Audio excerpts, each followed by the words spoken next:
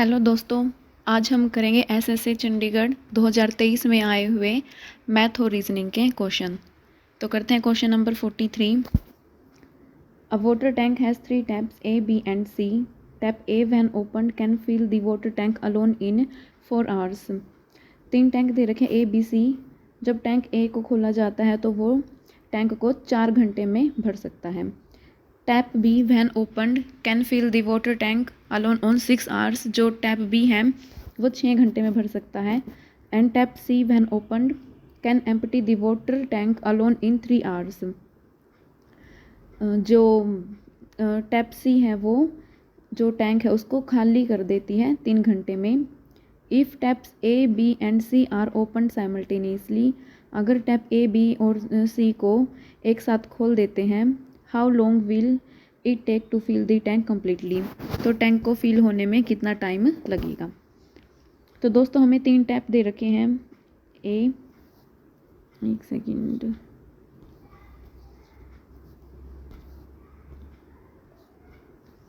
एक टैप ए दे रखा है जो कि फिल कर रहा है टैंक को 4 आवर्स में।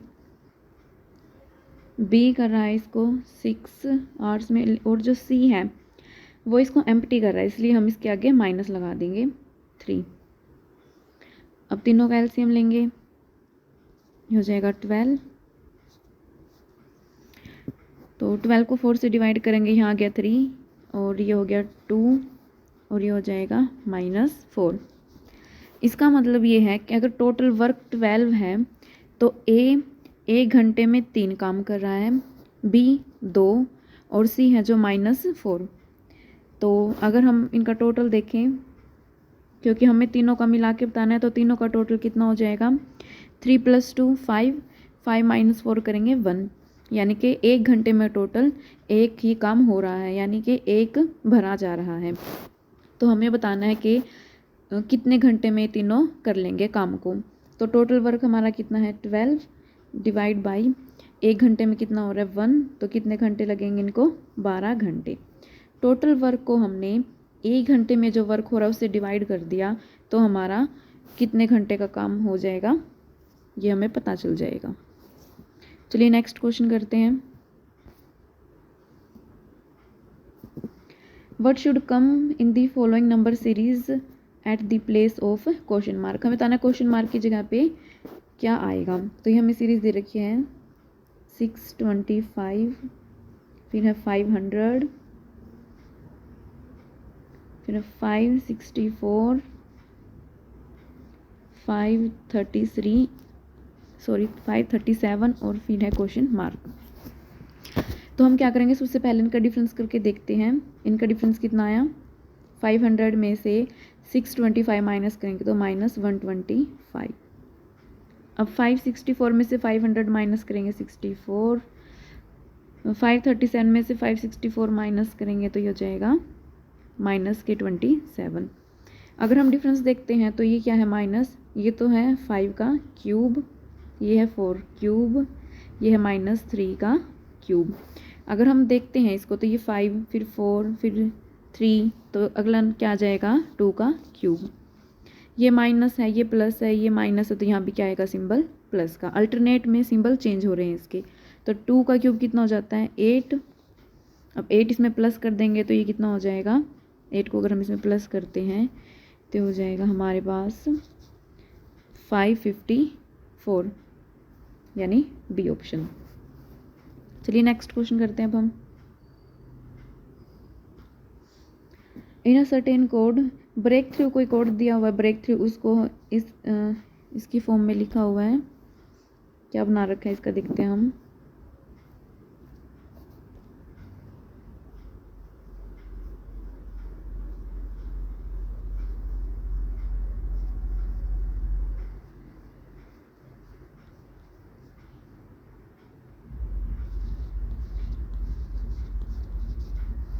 तो कितने अक्षर इसमें देख लेते हैं हम, 1 2 3 4 5 6 7 8 9 10 11 12, यानी कि हाफ यहाँ है और हाफ यहाँ है। इसके लिए हमने क्या लिखा है, ई ए, ये लिख लेते हैं एक बार,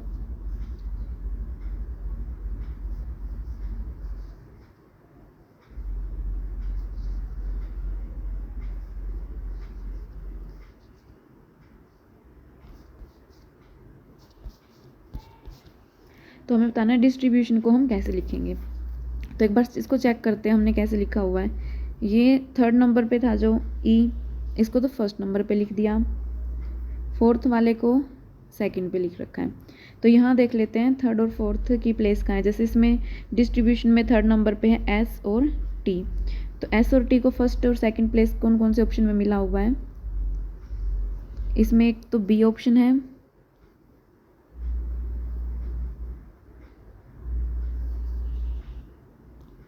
हाँ, तो जो बी ऑप्शन है इसमें भी एस टी लिखा हुआ है पहले और सी में भी एस टी लिखा हुआ है। तो लास्ट के दो अक्षर और हम चेक करेंगे। जैसे इसमें लास्ट में है के टी, तो के टी कौन सी पोजीशन है, 1 2 3 4 5 6, 5 और 6 पोजीशन वाले हैं जो वो लास्ट में आए हुए हैं। तो यहाँ डिस्ट्रीब्यूशन में फिफ्थ और सिक्स्थ नंबर पे है आर आई, तो लास्ट में जिसके आर आई है वो चेक कर लेते हैं हम, तो ऑप्शन सी हो जाएगा इसका आंसर। चलिए नेक्स्ट क्वेश्चन करते हैं अब 46। इसमें Ram walks 10 metre south from his house. Ram का जैसे घर है यहाँ से ये 10 मीटर साउथ चल रहा है, टर्न लेफ्ट, फिर ये अपने लेफ्ट में मुड़ जाता है, तो इसका लेफ्ट साउथ है तो लेफ्ट यहाँ हो जाएगा इसका। एंड वॉक्स 25 मीटर, और 25 मीटर जा रहा है ये। Again turns left and walks 40 metre, फिर से लेफ्ट में मुड़ा 40 मीटर, यहाँ तक तो इसका 10 हो गया, उसके बाद 30 और है ऊपर, तो ये हो जाएगा इसका total 40। Then turns right and walks 5 metre to reach the school. अभी राइट की तरफ मुड़ता है 5 और ये अपने स्कूल पहुंच जाता है। In which direction the school is from his house, तो पूछा है जो उसका स्कूल है उसकी घर से डायरेक्शन क्या है। तो ये तो इसका घर था और यहाँ पे इसका स्कूल है, तो डायरेक्शन क्या हो जाएगी, नॉर्थ ईस्ट, यानी बी ऑप्शन। चलो नेक्स्ट क्वेश्चन करते हैं अब, question number 47। A and B can independently finish a piece of work in 36 and 45 days respectively. A है जो वो 36 डेज में किसी काम को कंप्लीट कर रहा है और बी 45 डेज में। दे स्टार्टेड वर्किंग टुगेदर, दोनों एक साथ काम करना शुरू करते हैं। And after few days A left, और कुछ दिन बाद ए काम छोड़ देता है। After that B could finish the remaining work, तो जितना बचा हुआ काम है वो बी अकेला कर सकता है इन 36 डेज में। After how many days of working together A left, कितने दिन उन्होंने साथ काम किया और उसको करने के बाद ए ने छोड़ा, हमें ये बताना है। तो पहले हम देखते हैं कि टोटल वर्क कितना है। 36 और 45 का हम पहले क्या लेंगे, एलसीएम। इनका एलसीएम आ जाएगा 180। अब 180 को 36 से डिवाइड करेंगे तो ये हो जाएगा 5, और 180 को 45 से डिवाइड करेंगे तो 4, यानी ए एक दिन में 5 काम कर रहा है और बी कितना कर रहा है, 4। तो इन्होंने कुछ दिन साथ में काम किया, तो हमें नहीं पता कितने दिन साथ काम किया, लेकिन एक दिन में इन्होंने 9 काम किया है। तो जितना भी इन्होंने काम किया उसके बाद बी ने अकेले ने काम किया है 36 डेज तक। अब बी एक दिन में कितना काम कर रहा है, 4, तो 36 डेज में इसने बी ने अकेले ने कितना काम किया होगा, 144, यानी बी ने जो अकेले काम किया है 36 दिनों में वो कितना किया है, 144। अकेले 144 किया है, टोटल था 180, यानी इन्होंने साथ कितना किया होगा, 180 में से 44 क्या कर देंगे, माइनस, तो ये बच जाएगा हमारे पास 36। तो दोनों ने मिलके कितना काम किया, 36। अब एक दिन का इनका जो काम था वो कितना था, 9, एक दिन में दोनों ने मिलके 9 है जो 9 काम किया था दोनों ने एक दिन में। अब टोटल इन दोनों ने साथ मिलके काम किया 36, एक दिन में काम किया है 9, तो हम 36 को 9 से डिवाइड करेंगे तो यानी 4 दिन तक इन्होंने साथ में काम किया है। 4 दिन काम करने के बाद ए ने लेफ्ट कर दिया था, तो इसका आंसर हो जाएगा ए ऑप्शन। क्वेश्चन नंबर 48 करते हैं अब हम। क्वेश्चन नंबर 48 है, the perimeter of an equilateral triangle is 21 metre more than perimeter of a square. एक इक्विलेटरल ट्रायंगल है, उसका पेरीमीटर 21 ज़्यादा दे रखा है हमें स्क्वायर के पेरीमीटर से। If the respective ratio between the side of the triangle and the side of the square is 9:5। Triangle का और स्क्वायर का जो साइड का जो रेशो है वो हमें 9:5 दे रखा है। What is the area of the square, तो हमें बताना है स्क्वायर का एरिया क्या होगा। सबसे पहले हमें साइड का रेशो दे रखा है 9:5।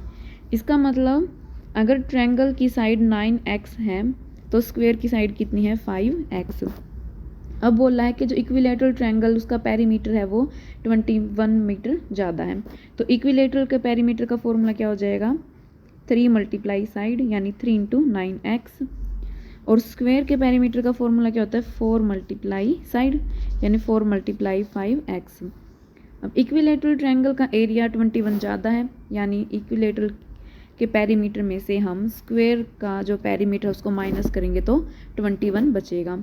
तो ये हो जाएगा 27x माइनस 20x, कितना हो जाएगा ये 21। तो माइनस करेंगे कितना बच गया 7x। 7x इक्वल टू 21, तो x की वैल्यू कितनी हो जाएगी 3। अब हमसे पूछा है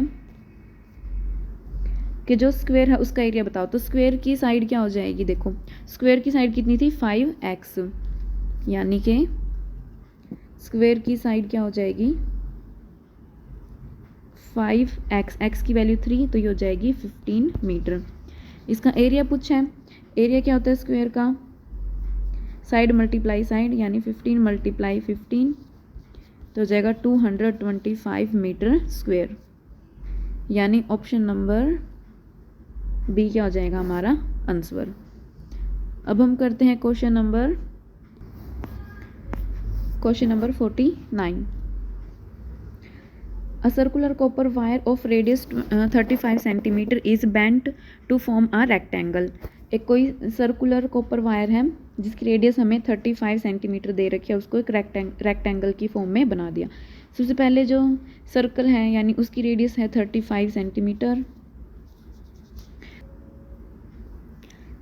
तो सर्कल था एक, उसी का हमने क्या किया रेक्टेंगल बनाया है। यानी जो वायर की लेंथ पहले थी वही लेंथ रेक्टेंगल की फॉर्म में चेंज हो गई है। यानी कि सर्कल का सरकमफ्रेंस और रेक्टेंगल का पेरीमीटर क्या है इक्वल है। सर्कल का सरकमफ्रेंस और रेक्टेंगल का पेरीमीटर क्या है सेम है।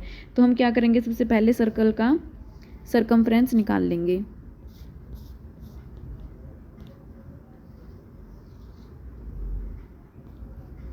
सर्कल का सरकमफ्रेंस है जो उसका फॉर्मूला क्या होता है 2πr, तो हो जाएगा 2 इंटू पाई की वैल्यू 22/7, आर की वैल्यू कितनी है 35। 5 से काटेंगे ये हो जाएगा 5, 7 से काट के आ गया 5, तो ये हो गया 220 सेंटीमीटर। अब जो लेंथ सरकमफ्रेंस की आई है, जो हमारे पास सरकमफ्रेंस आया है सर्कल का, वही हमारा क्या हो जाएगा रेक्टेंगल का पेरीमीटर। तो अब देखो रेक्टेंगल के बारे में क्या बोला है कि जो ब्रेड्थ है उससे 26 सेंटीमीटर ज़्यादा क्या है हमारी लेंथ। यानी अगर हम ब्रेड्थ को x मान लेते हैं x सेंटीमीटर, तो लेंथ क्या हो जाएगी x + 26।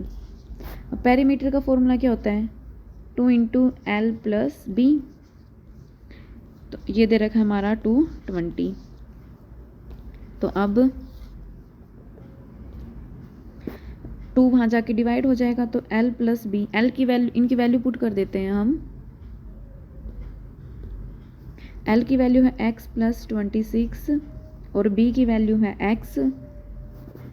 2 से वहाँ जाके डिवाइड हो जाएगा तो हो जाएगा 110। 2x 26 यहाँ प्लस है तो वहाँ जाके माइनस, कितना आ जाएगा यहाँ पे 84। तो x की वैल्यू हो जाएगी 2 से 84 को 2 से डिवाइड कर देंगे तो जाएगा 42। x की वैल्यू आ गई हमारे पास 42 सेंटीमीटर। यानी ब्रेड्थ तो आ गई हमारे पास 42 सेंटीमीटर और लेंथ क्या हो जाएगी ब्रेड्थ से 26 प्लस है 68 सेंटीमीटर, ये हो जाएगी हमारे पास। हमसे पूछा था इसकी लेंथ कितनी है, तो लेंथ कितनी हो जाएगी 68 सेंटीमीटर, यानी डी ऑप्शन। अब हम नेक्स्ट क्वेश्चन करते हैं, क्वेश्चन नंबर 50, जो कि हमारी क्लास का लास्ट क्वेश्चन है। In what respective ratio rice of variety A worth ₹36 must be mixed with rice of variety B worth ₹48। हमारे पास दो वेराइटी दे रखी है राइस की, ए और बी। ये तो है 36 रुपये की और ये है 48 की। इन दोनों को क्या किया हमने, मिक्स किया है, so that the new mixture of both the varieties A and B, जो मिक्सचर आया है वो कितने का है 45 का। तो हमें क्या करना है, इनका रेशो बताना है। तो जब ये क्वेश्चन मिक्सचर एलिगेशन का है, इस टाइप के हम क्वेश्चन सोल्व करते हैं, तो इनको क्रॉस में हम इनका डिफरेंस लेते हैं। 48 में से 45 गया 3 और 45 में से 36 गया 9, तो रेशो क्या हो जाएगा 3:9। इसको काट देंगे 1 और ये 3, यानी रेशो आ जाएगा 1:3, ऑप्शन नंबर ए। आज की क्लास में इतना ही।